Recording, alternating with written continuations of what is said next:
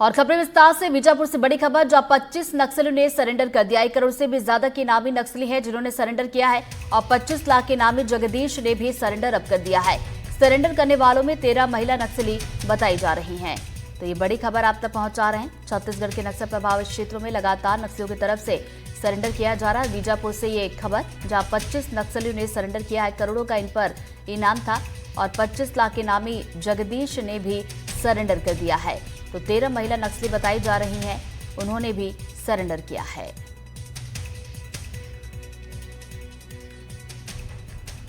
वहीं कांकेर की बात की जाए तो कांकेर में 13 इनामी नक्सलियों ने सरेंडर कर दिया। 62 लाख के इनामी नक्सलियों ने सरेंडर किया। नक्सलियों के कंपनी कमांडर ने भी आत्मसमर्पण किया है और नक्सलियों में 5 महिलाएं भी शामिल हैं जिन्होंने आत्मसमर्पण किया है। तो बताया जा रहा है कि लंबे समय से ये नक्सल संगठन में जुड़े हुए थे, नक्सल संगठन के लिए काम कर रहे थे और अब जो है सरेंडर यहां पर किया गया है। तो 13 इनामी नक्सली बताए जा रहे हैं। 62 लाख के ये इनामी नक्सली हैं और नक्सलियों के कंपनी कमांडर ने भी सरेंडर किया है।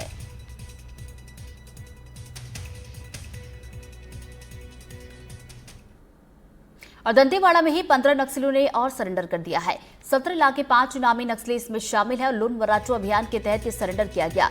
सरेंडर करने वालों में एक दंपत्ति भी शामिल है। तो दंतेवाड़ा से एक खबर, जहां 15 नक्सलियों ने सरेंडर किया है। 17 लाख के 5 इनामी नक्सली बताए जा रहे हैं जो आत्मसमर्पण के लिए पहुंचे और लून वराचू अभियान के तहत इन्होंने आत्मसमर्पण किया है। तो बताते चले कि सरेंडर करने वालों में एक दंपत्ति भी शामिल है।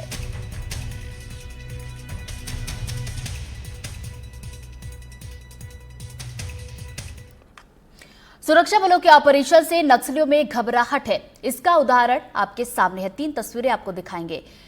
तो देखिए 4 तस्वीरें 4 अलग अलग जगह की। दंतेवाड़ा की बात करें, कांकेर की बात करें, सुकमा या फिर नारायणपुर की, चारों जगह पर नक्सलियों ने सरेंडर किया है। दंतेवाड़ा की अगर हम बात करें तो 15 नक्सलियों ने यहां पर सरेंडर किया, जिसमें 17 लाख के इनामी 5 नक्सली शामिल हैं। वहीं कांकेर की बात की जाए तो यहां पर 62 लाख के 13 इनामी नक्सली जिन्होंने आत्मसमर्पण किया है। इसके अलावा नारायणपुर में 8 नक्सलियों ने आत्मसमर्पण कर दिया, जिन पर कुल 33 लाख रुपए का इनाम घोषित था।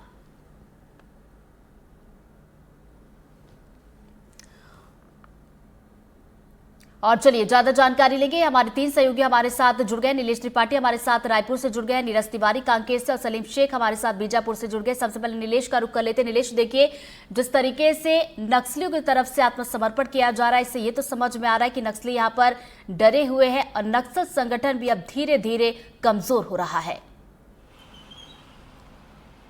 बिल्कुल, देखिए जो ये सरेंडर्ड हुए हैं उसमें नक्सली डरे हुए हैं से ज़्यादा जरूरी बात यह है कि नक्सली प्रभावित हो रहे हैं सरकार की योजनाओं से, क्योंकि लगातार जो सरेंडर्ड हो रहे हैं, बड़ी संख्या में सरेंडर हो रहे हैं।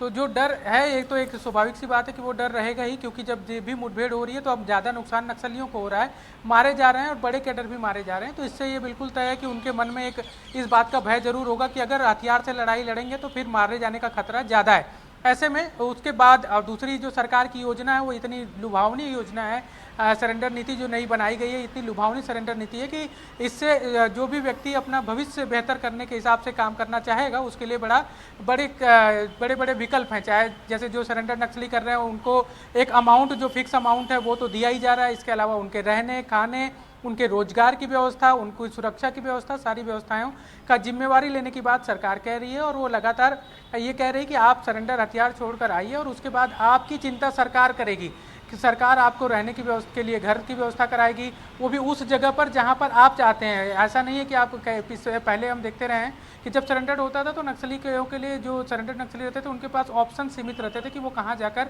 रहें। अगर गाँव में जाते थे तो खतरा ये इस बात का था कि गाँव में ही उनको मार दिया जाता था। नक्सलियों द्वारा कई सारे ऐसी हत्याएं हुई हैं। और उसके बाद जब कहीं और अन्य जगह जहां उनकी इच्छा नहीं है वहां रहने के लिए वहाँ उनके पास साधन संसाधन नहीं है, अगर कहीं और रहना चाहते हैं तो, लेकिन सरकार का आप कहना है या जिला मुख्यालय में रहना हो या जहां अपने आप को सुरक्षित महसूस करते हो वहाँ सरकारी व्यवस्था में उनके 2 साल तक न सिर्फ रहने बल्कि उनके खाने पीने की व्यवस्था भी सरकार कर रही है। इसके अलावा रोजगार के लिए उनकी अगर स्किल डेवलपमेंट कराना है तो उसके लिए प्रशिक्षण भी दिया जाएगा। अगर वो काबिल हैं तो नौकरी की व्यवस्था भी उनकी काबिलियत के आधार पर जिस विभाग में चाहेंगे जरूरत के आधार पर रखा जाएगा, ये भी एक ऑप्शन दिया जा रहा है। और इसके अलावा तमाम अन्य ऑप्शन खोल के रखे गए हैं। इससे साफ है कि नक्सली अब जो है वो सरेंडर नीति से भी प्रभावित हो रहे हैं। डर के साथ साथ एक जो प्रभाव आ रहा है वो सरेंडर नीति का भी है, जिसका फायदा लेने की कोशिश की जा रही है। और यही एक कारण है कि आज के सरेंडर की बात करें तो बस्तर में जो सबसे ज्यादा प्रभावित जिले हैं 7 में से 5, उन 5 जिलों में आज सरेंडर हुआ है। उसमें भी सबसे ज्यादा प्रभावित बीजापुर में 25 के आसपास सरेंडर हुआ है, सुकमा में सरेंडर हुआ, नारायणपुर में सरेंडर हुआ, कांकेर में हुआ, दंतेवाड़ा में हुआ। सिर्फ कोंडागांव और बस्तर जिले को अगर संभाग से हटा दिया जाए तो बाकी 5 जो जिले हैं उसमें बड़े पैमाने पर आज सरेंडर हुआ है। उसमें बड़े कैडर भी हैं, बड़ी संख्या में भी हैं। लेकिन इसमें एक बड़ा सवाल ये भी है कि कितने सरेंडर नक्सली हथियार के साथ किए हैं, वो डिटेल अभी तक नहीं आ पाई है। वो डिटेल भी अपने आप में मायने रखती है, क्योंकि हथियार छोड़ना और हथियार छोड़ कर आना दोनों भी अब सवाल खड़ा करता है कि अगर हथियार के साथ सरेंडर किए हैं तब तो बहुत अच्छी बात है, लेकिन अगर हथियार वो छोड़कर ही आए हैं तो भी एक सवाल खड़ा होता है कि आखिर वो हथियार के साथ सरेंडर क्यों नहीं करना चाहते। तो चलिए इसी का जवाब हम ढूंढने की कोशिश करेंगे। नीरज का रुख कर लेते। नीरज, देखिए कांकेर की बात की जाए तो कांकेर भी नक्सल प्रभावित क्षेत्र में आता है। यहाँ पर भी नक्सलियों की तरफ से आत्मसमर्पण किया गया, जैसा कि जिक्र नीलेश की तरफ से किया जा रहा था कि बड़ा सवाल ये है कि वो हथियार छोड़कर आत्मसमर्पण कर रहे हैं या फिर हथियार के साथ कर रहे हैं। कांकेर में जो आत्मसमर्पण हुए उसमें क्या सामने आया? क्या हथियार के साथ आत्मसमर्पण किया गया या फिर हथियार को छोड़कर?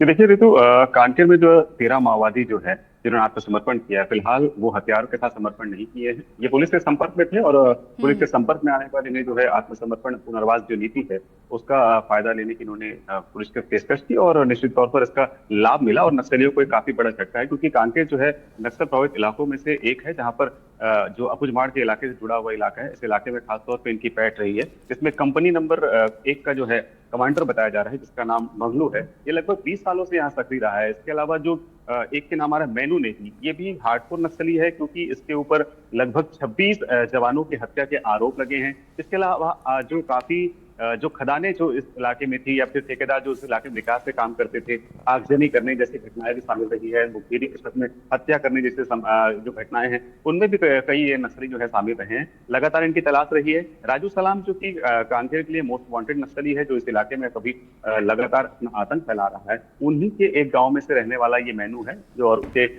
गाँव का बताया जा रहा है, जिसने अब आत्मसमर्पण किया है और ये रिश्तेदार भी है उसका। तो निश्चित तौर पर पुलिस की यही नीति है कि लगातार नक्सलियों से जो है मुख्य धारा से जुड़े नक्सली आत्मसमर्पण करें और सरकार को इसका सरकार की जो लाभ चल रही है, जो योजना चल रही है, उसका इनको लाभ मिले। और यही लाभ जो है मिलता हुआ नजर आ रहा है और बड़ी संख्या माओवादी आत्मसमर्पण कर रहे हैं। पुलिस अधीक्षक ने यह भी कहा कि आने वाले समय में और नक्सली जो है आत्मसमर्पण करेंगे। बिल्कुल, जो पॉलिसी लाई गई है उसका लाभ भी यहाँ पर दिखाई दे रहा है, जिसकी वजह से हम देख रहे हैं कि नक्सली बड़ी संख्या में आत्मसमर्पण भी करे। सलीम का रुख कर लेते। सलीम, सुकमा की अगर बात की जाए तो यहाँ पर भी 5 नक्सलियों ने आत्मसमर्पण किया है। और बड़ी बात जिसका कि हम बातचीत भी कर रहे थे कि नक्सली आत्मसमर्पण कर रहे हैं, जिसमें दंपत्ति भी है, महिला नक्सली भी बड़ी संख्या में अब आत्मसमर्पण कर रही है। जी बिल्कुल, जिस तरह से छत्तीसगढ़ सरकार ने जो नया पुनर्वास नीति लाया है, उस पुनर्वास नीति के तहत लगातार जो नक्सल कैडर हैं वो प्रभावित हो रहे हैं। जी बीते कुछ महीनों की अगर बात करें तो लगातार जो बड़े कैडर के नक्सलियों के गनमैन रहे हैं, उनके सिक्योरिटी गार्ड्स का काम किए हैं, ऐसे नक्सलियों ने पुलिस के समक्ष सरेंडर किया है। और उन्होंने इस बात का दावा किया है कि जो जिस संगठन में जो सिद्धांत को लेकर युवाओं को माइंड वॉश किया गया था नक्सल संगठन के बड़े नेताओं के द्वारा कि विकास किया जाएगा, जनता की बात रखी जाएगी, जल जंगल जमीन की बात की जाएगी, लेकिन आज वो खोखले साबित हो रहे हैं। तो एक बड़ा प्रभाव देखने को मिला है। प्रशासन की टीम जिस तरह से इन इलाकों तक पहुंचकर लोगों को मुख्य धारा से जोड़ने का जो प्रयास कर रही है, ये इसका बड़ा असर देखने को मिल रहा है। आज जो युवा हैं जो कभी नक्सलवाद के साए में थे और आज प्रशासन के जो जिस तरह से जो योजनाएं चलाई जा रही है, इससे प्रभावित होकर लगातार समर्पण कर रहे हैं और पुलिस प्रशासन के संपर्क में है। तो एक बड़ा बदलाव देखने को मिल रहा है। जिस तरह से खास करके माओवादी संगठन का सबसे बड़ा जो रीढ़ की हड्डी कहा जा सकता है, जो युवा थे, वो युवा आज पुलिस के साथ काम करने को तैयार है। विकास के नाम पर जिस तरह से जो 40 सालों से जो धोखा दिया जा रहा था, इसको अब युवा समझ गए हैं। यही कारण है कि अब लगातार समर्पण कर रहे हैं। सरकार की जो नीति है, जो सरेंडर नीति है, इसका लाभ उठाने के लिए लगातार ये पुलिस के संपर्क में आ रहे हैं। चलिए, बहुत बहुत शुक्रिया आप तीनों का हमसे जुड़ने के लिए और जानकारी के लिए। तो देखिए, छत्तीसगढ़ के जो नक्सल प्रभावित क्षेत्र है, बीजापुर की बात की जाए, नारायणपुर की बात की जाए, तो तमाम जगहों पर नक्सलियों ने आत्मसमर्पण किया। फिलहाल